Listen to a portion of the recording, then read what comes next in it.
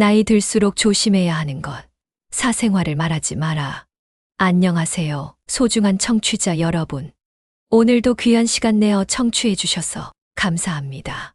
인생을 살다 보면 때로는 말하지 말았어야 할 것들을 말해서 후회하는 경우가 있습니다. 고대 그리스의 철학자 플라톤은 말은 날개를 가지고 있어서 한번 입 밖으로 나오면 다시는 되돌릴 수 없다고 했습니다. 오늘은 특별히 나이가 들수록 우리가 입 밖으로 내지 말아야 할 6가지 이야기를 나누어 보려고 합니다. 첫 번째는 개인의 재정 상태입니다. 대구에서 김미영님께서 보내주신 사연입니다. 진행자님, 저는 올해 58세의 전업주부입니다. 30년 동안 절약하며 모은 노후자금과 연금 이야기를 친구에게 했다가 큰 낭패를 보았어요. 처음엔 친구가 제 노후 준비가 부럽다며 칭찬했는데 얼마 지나지 않아 동창회 모임에서 다들 제 이야기를 하더라고요. 이제는 투자 권유부터 시작해서 돈을 빌려달라는 부탁까지 받게 되었어요. 심지어 자녀들 결혼할 때 도와줄 수 있지 않겠냐는 말까지 듣게 되었습니다. 이어서 인천의 박상민님의 사연도 읽어드리겠습니다. 퇴직금으로 개인 사업을 시작했다가 크게 성공했습니다. 그런데 이 사실이 알려지면서 주변 지인들의 태도가 달라졌어요. 투자를 권유하는 사람, 후원을 요청하는 단체들까지, 심지어 평소 연락 없던 친척들까지 찾아와 도움을 요청합니다. 이제는 제가 번 돈으로 평화롭게 살 수조차 없네요. 맞습니다. 우리의 재정 상태는 절대 공개해서는 안 될 가장 프라이베이트한 영역입니다. 재산이 많다는 소문이 나면 원치 않는 부탁을 받게 되고, 반대로 어렵다는 소문이 나면 신용과 자존심의 상처를 받게 됩니다. 소크라테스도 부는 명예도 가져다 주지만 시기도 가져다 준다라고 말했죠. 두 번째 주제는 가족 간의 갈등입니다. 서울에 사시는 박성훈님의 사연입니다. 갱년기를 겪고 있는 아내와의 갈등을 회사 동료에게 털어놨다가 큰 실수를 했습니다. 그 이야기가 회사에 퍼지면서 이제는 제 아내를 아는 동료들이 모두 아내를 다른 시선으로 보게 되었어요. 아내는 이 사실을 알고 크게 상처받았고 더 이상 회사 모임에 나오지 않으려고 합니다. 가정의 평화가 깨졌다는 죄책감에 괴롭습니다. 부산의 이명숙 님도 비슷한 사연을 보내주셨네요. 시어머니와의 갈등을 친구들에게 하소연했다가 그 이야기가 시댁 친척들에게까지 전해졌어요. 이제는 명절에 시댁에 가면 모든 친척이 저를 문제 있는 며느리로 보는 것 같아 너무 힘듭니다. 차라리 혼자 참고 견뎌왔다면. 가족 간의 갈등은 반드시 가족 안에서만 해결해야 합니다. 공자도 가정이 화목해야 모든 일이 순조롭다고 했습니다. 외부에 새 나간 이야기는 돌고 돌아 결국 가족의 마음을 더 아프게 할 뿐입니다. 세 번째로 중요한 것은 건강 정보입니다. 부산의 이영희님께서 보내주신 사연을 읽어드리겠습니다. 암 투병 중이라는 사실을 친구들에게 알렸다가 이제는 주변 사람들이 저를 환자 취급하며 조심스럽게 대하더라고요.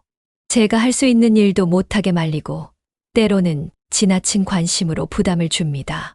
건강 문제는 정말 가까운 가족들하고만 상의할 걸 그랬어요. 대전의 김철수님의 사연도 들어보겠습니다. 당뇨병 진단을 받은 후 회사에 이 사실을 알렸더니 큰 실수였습니다.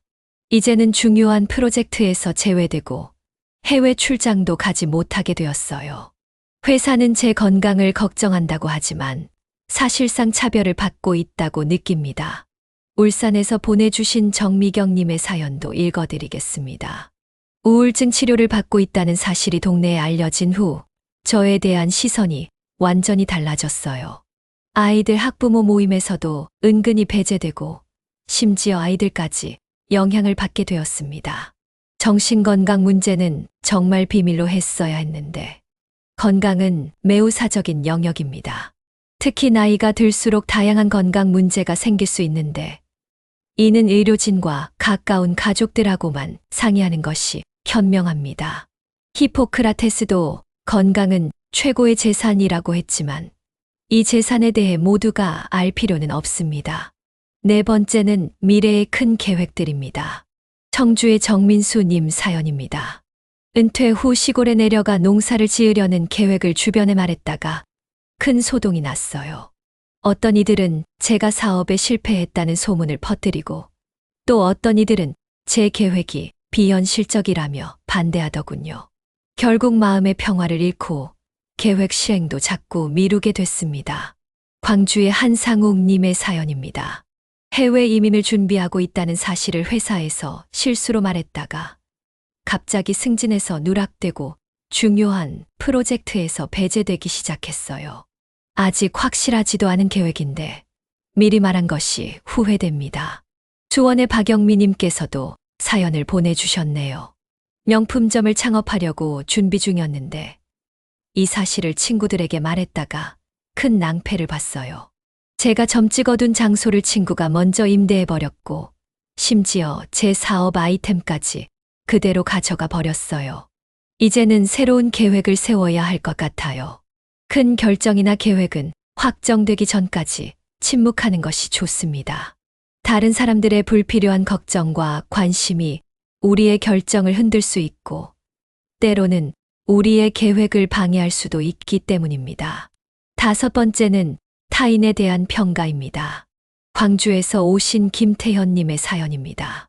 30년 지기 친구의 단점을 다른 친구에게 이야기했는데 그 말이 소문이 되어 결국 오랜 우정이 깨졌습니다.